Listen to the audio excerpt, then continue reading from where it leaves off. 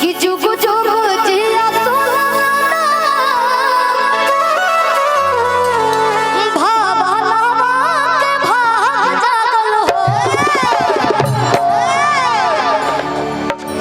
ए ललना लाल होई है का बसलिया दी तो गुल्लू भैया गुल्ली भैया दीजिए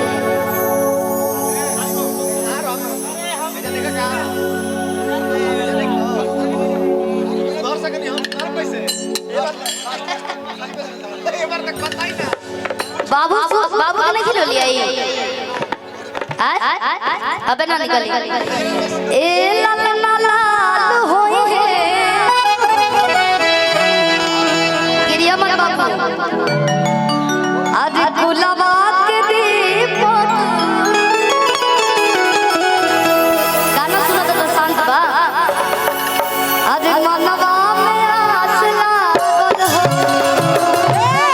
कि जुग जुग दिया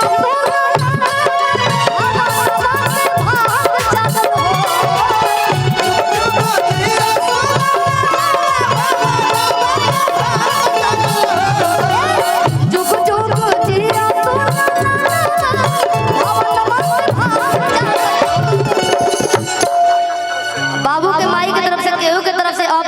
सोना लेने में तो सोना चाहिए बहुत अच्छा है ना गोरा गोरा चिट्टा है कल्लू भैया ना कल्लू भैया से भी गोर बा बाबू और हीरा से काम नहीं के फरिया के सोना के पीछे पड़ल बड़ी बबुआ के मम्मी और बड़की मम्मी की तरफ से ढेर सारा पुरस्कार ढेर सारा आशीर्वाद कोई बना से तो हीरा सोना में जुड़ाइल बड़ा चानियो ने मिलेगा सब मिलेगा सब मिलेगा कि जुग जुग दिया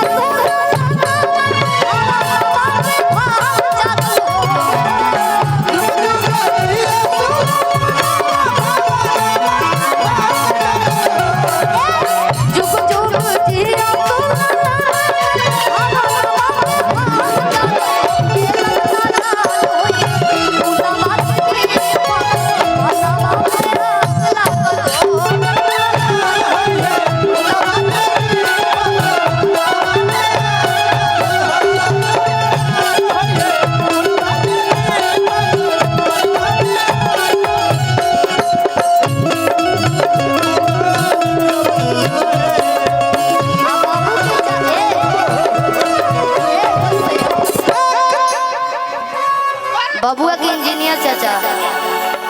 तो इतना ना भर दी गई बढ़िया जाओ चलिए बढ़िया जाओ अरे आजू के बिना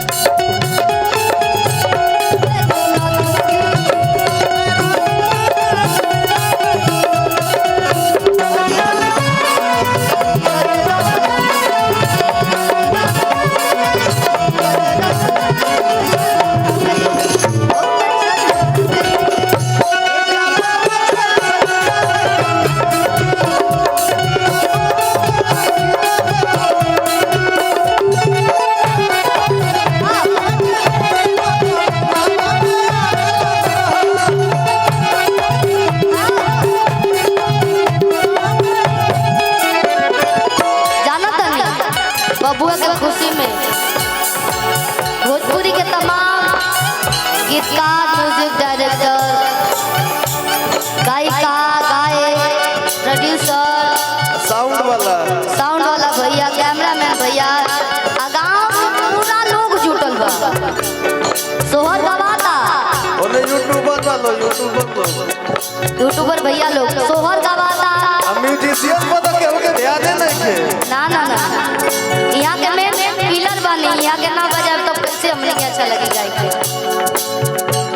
आगे के ही लुटावे एक सेकंड अबे खाली खाली बा तो देखे पड़ी के लुटावता बाबा के बुलावे के बाबा घरे